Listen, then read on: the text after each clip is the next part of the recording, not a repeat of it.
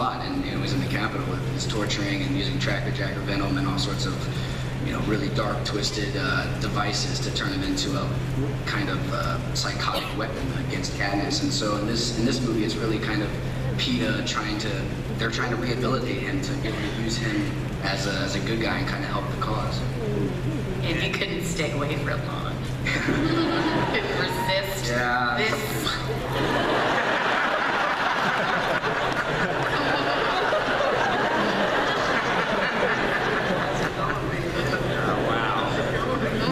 The tension up here with you three is incredible. Okay, Liam, Gale has evolved. He's now part of the District 13 uprising, and the stakes keep getting raised for your character over and over and over again, higher and higher.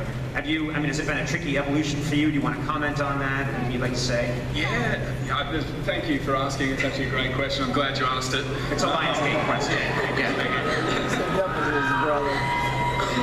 You know, Gale's kind of been on the sidelines for a long time, and you know, I've been watching the fight happen, and he's finally, you know, in the mix and heavily a part of the uprising and the military operations, and you know, becomes a big part of sort of the plans and ideas behind how they're going to attack the Capitol. He teams up with Jeffrey Wright's character Beetee, and they devise a few ways to kind of ambush and trap the enemy. It must be fun because, as it's obviously in the last movie and now particularly in this movie, you get the sense you're going to get to kick ass, which I think would be a lot of fun. I mean, you and I have fought together, and we've had a couple of fights. We have fought. It's like a ritual before we go onto your show. We just have. Anytime you come on my show, you have to fight Conan before you go onto his show. You have to fight me. We both strip to the waist and fight, and that's an appealing. Half of that's an appealing sight. I have a question for Willow. Prim triggered the path of Katniss Everdeen's story and began the whole thing, really. And you see this relationship evolving over the films. How do you feel it's evolving in this next film without giving away too much? I think that it's evolved a lot. I think throughout every film you see how beautiful their relationship is. It's really genuine, and I think Katniss her whole goal throughout this entire series is to save Prim and to be there for Prim.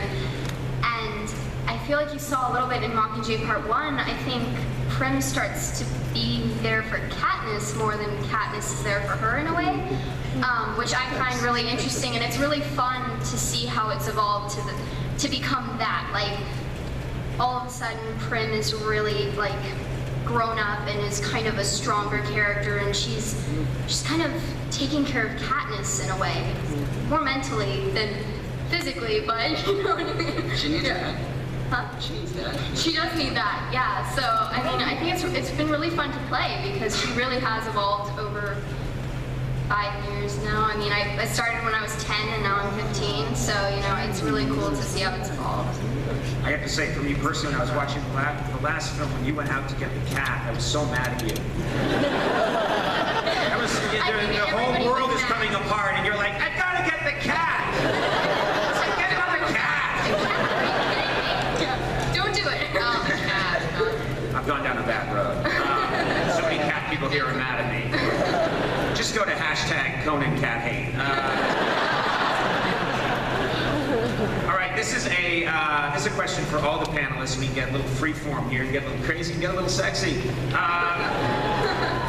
I was kidding about that. What are you most excited to see finished on the big screen? Is there something for you personally? Why don't we start with you that you'd like to just see resolved in this final film? I mean, for me, the most satisfying and gratifying part of the series was this film, because it ends the story, and so I'm just excited for everybody to see the end of the story, to see what happens to the characters, to see how it closes out, and to feel that emotion, that history kind of come to an end. I'm really pleased with the film. I'm really pleased with the way it ends, and I can't wait for you guys to see it. How about you guys? Anything that you personally been feeling like? You three have been living in this triangle now for the whole making of the film. Is there some sense of personal, like, I want to see this resolved in some way, just for yourselves? Josh and I have a great scene in this. Yeah. Where, yeah. we've been friends for so long, but we really haven't worked together. And we gotta... 1 second. Just hold on a second, alright? I knew everything about everybody, and apparently there are you some guys have some scenes I don't know about. Okay, what is it? Sorry. Peter and Gale were having a talk. We were asleep. It said Peter because you're Australian. That's just Australia. You really did say Peter. My nose is just so much. Who named someone Peter? It's a really good question. But you can get this started. We have a really emotional scene together, and there might be a kiss between Josh and I.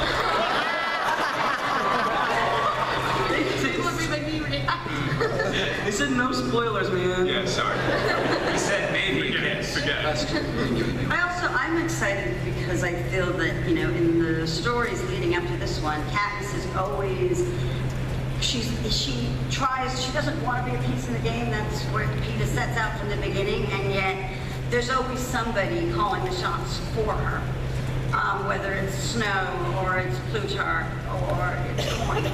And this is the story in which she finally takes control of her own story, takes control of her destiny, and makes decisions that she makes for herself. Not the easiest decisions at all, but I think watching a character, a woman, truly come into her own and make decisions to set her own course. For Katniss, who we've seen grow up through these movies, that to me feels very satisfying. Was there a final day? Was there a moment where you guys all wrapped and realized, okay, this is done now, and you were all in the same place? God, One of those classic Hollywood stories where you're in Prague, you're in Stade, you're in Berlin, you're all different places. Well, you guys were wrapped. Me and Josh wrapped the day before the last day of wrap, and then we came to set. Yeah. You and Woody had the last scene. Yeah, and then we held each other We had an emotional for holding. an hour. Yeah, during, we hadn't actually finished shooting yet, but we felt the need to have a good hug. And There's no way of saying this that doesn't start rumors, but that night we held each other and slept like puppies. Fantastic. Yeah, but it was great because afterwards we got to we're all there for that final rap moment, and then we just kind of moved. This really weird old historical building in Berlin, and there's this back hallway leading to this giant ballroom. We got the whole crew back there, and Frank just gave a great speech, and I think you tried to give a speech or something. I didn't try. No, I didn't. Woody gave a speech. Yeah, and it was great. But no, it's really super I emotional. can't imagine Woody giving a speech. That would be an interesting He gave a speech. slur. Listen, everybody. He gave an accent. No, Francis gives this emotional speech, but that always happens to me. I'll listen and we're crying, and then somebody will always be like, "Jen, do you have anything to say?" I'm like, well, one, I can't follow that, but what have we learned over the years about being public speaking? Don't do it. Don't do it. Yeah, I have a kill switch for your mic on it too. All right, we are going to get some questions from the audience, but first we have a couple of fan questions from social media. I Yeah. hate it. Yeah. Exactly. Question to Willow from @Twitter. If you lived in Pan Am, which district would you like to live in? ? Or even the capital? ? That's a hard question. I mean, all the districts are not super fun. So, I feel like I would actually say District 12 just because I feel like the people in District 12 are pretty great. And you already know them. Exactly, I'm Stick to your so roots. familiar with them. We have coffee all the time, and so, but I feel like they're really strong, independent, hardworking people that stick with their families, and I don't know, it's just cool. We got a good vibe going on, you know what I mean? We got a good vibe. Am I crazy, or isn't the place to live President Snow's palace? So the guy's a jerk, but it's an incredible house. It is. Running water. Whenever they cut to the district, everyone's sad, trying to eat a squirrel, and then you look at Snow, and he's eating pudding out of a silver bowl. I thought about that for a second, because I was like, I love food so much. Yeah. That I'm split, but yeah. He lives in a 5-star hotel. All right, I have a question. This is for Josh Hutcherson from Everdeen's Arrows, Twitter. A lot of fans would like to see the books from Peeta's point of view. Would you like that?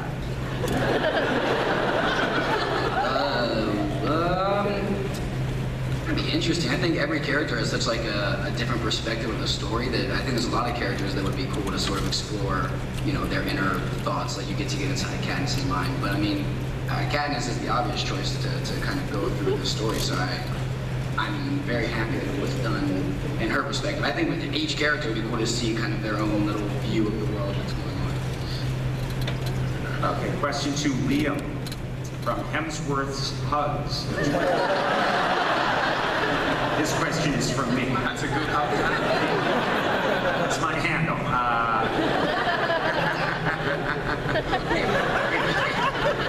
If you could meet Gale, what would you say to him?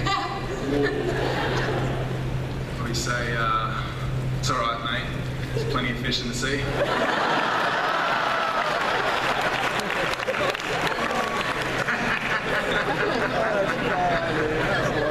And also, you work out. You look good.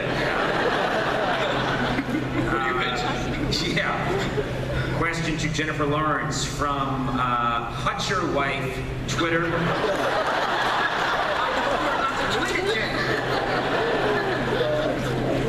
If you could keep one of Katniss Everdeen's costumes, which one would you choose?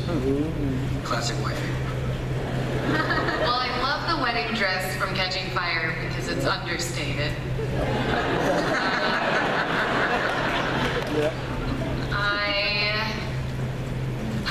The wetsuits would be funny because that would be hilarious to take to a beach. So maybe the wet. You know what I do wetsuit? want that's in the museum, and I spotted this. It's the orange backpack from the first Hunger Games. So I just have so many memories of hiding my phone there. But I can't have it. Where did you see it? You saw it in the museum? Yeah, there's an exhibit, a Hunger Games exhibit at the Whitney. Josh and I went every day. Yeah. Discovery Times Square. Like, hit the kill switch, Josh, hit the kill switch. Anyways, ladies and gentlemen, no, actually, we were just there like a couple weekends ago in New York, and it's like this traveling Hunger Games exhibit that shows a lot like the behind the world of Panem and like all the themes of the movie, and they have like a bunch of our costumes. They had a bunch of stuff that I wanted. Can't you guys steal stuff if there's something on the set that you really want? Have you taken something like, oh, I love the crossbow, I can't let it go, and someo's there saying, that's made of First crossbow. of all, it's not a crossbow, it's a longbow. Crossbows are easy.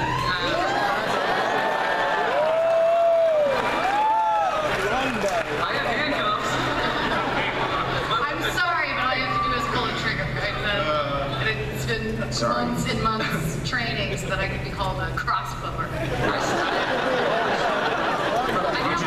I have those bows. I have my rehearsal. There were a lot of different bows when shooting. There's the close-up bow, which has no scratches and is, you know, been Jennifer proved. Yeah. But there's the shooting one that really has all the scratches on it. The one that I caught in the grass and hit me so hard in the chin that I flew myself backwards. The limb. Oh, that's easier to pull. Yeah. And then there's a rehearsal one just to get used to the weight. And that's the one they tried to give me as if I wouldn't notice. So you're bitter, is what you're saying. Very, very bitter. I don't know what I'm going to do with these artifacts. It's not like I'm going to have them laying around my house. But yeah, I feel a sense of ownership.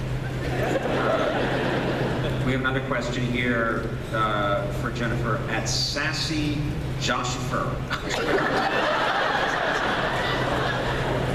Scandals. Your character Katniss has amazing braids throughout the franchise. How are your braiding skills? Oh, terrible. I have two brothers. My mom's never been one braiding hair. I barely have one. Right. So you couldn't braid your hair, like, just if someone said you've got to braid your hair, you'd be like, there's nothing I can do, I can't help I could braid in an emergency situation. Like, this is a life or death situation, Jen. Can you braid your hair? Can there be a lot of flyaway? Okay, and then this question to all cast from @EverlarkSunset Twitter. Can you do the Mockingjay Whistle all together, please? I gotta be honest, every time I try and do it, it comes out as like the X-Files.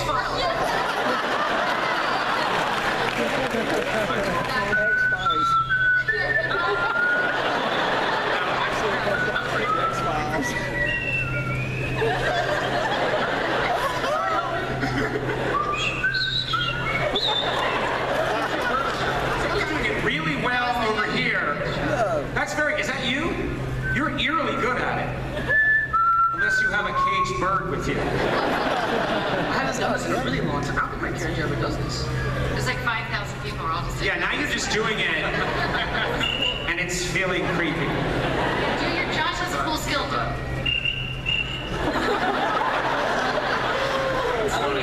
I've heard that when I tell jokes sometimes.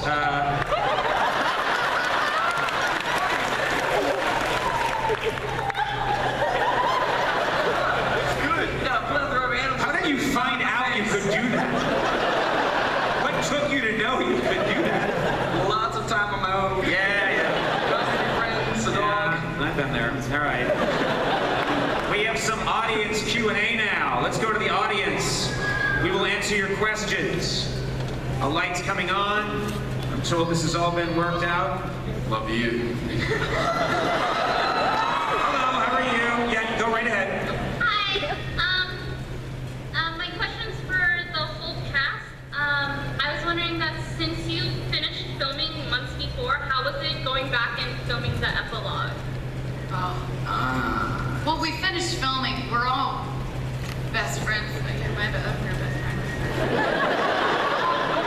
We still see each other all the time. But it was really fun. We shot in the field where we shot the first scene, and I cried that day. I went up to Francis and was like, I just thought about wrapping the movie. And it was like day one of like 350. And Josh was playing with my nephew, and I was like,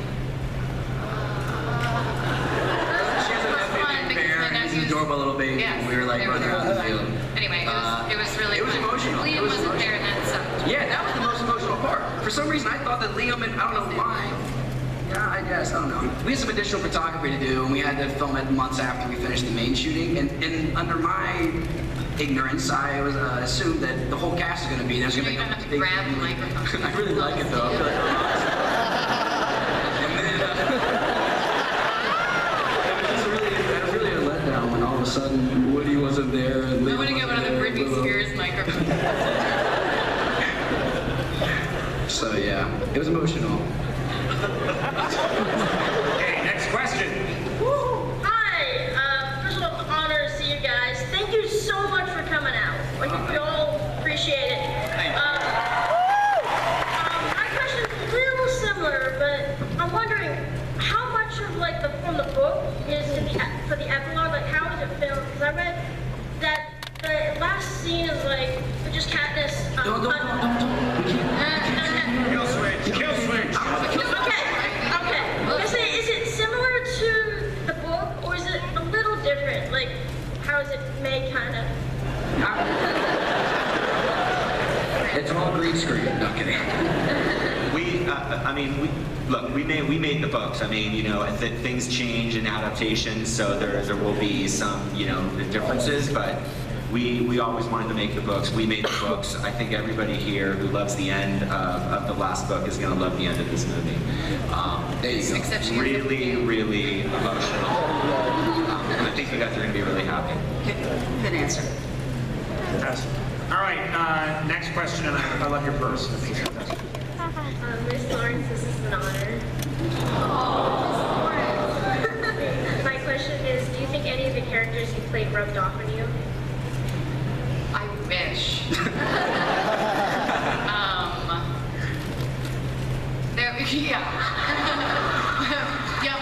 The drinking really rubbed off on me for a very long time. I would like, I know, I see. Just a reminder here that they put here for Jen specifically, I think, that says, please be aware that many members of your audience may be under 18 years I love old. that that's just like Josh's. He did that to me earlier. He pointed, he's like, that's for you. Like, what? I would like to, I would hope that a little bit of Katniss has rubbed off on me in a way, just in the, we had similar, I mean, nothing about us is similar, because she's great and I'm an actress.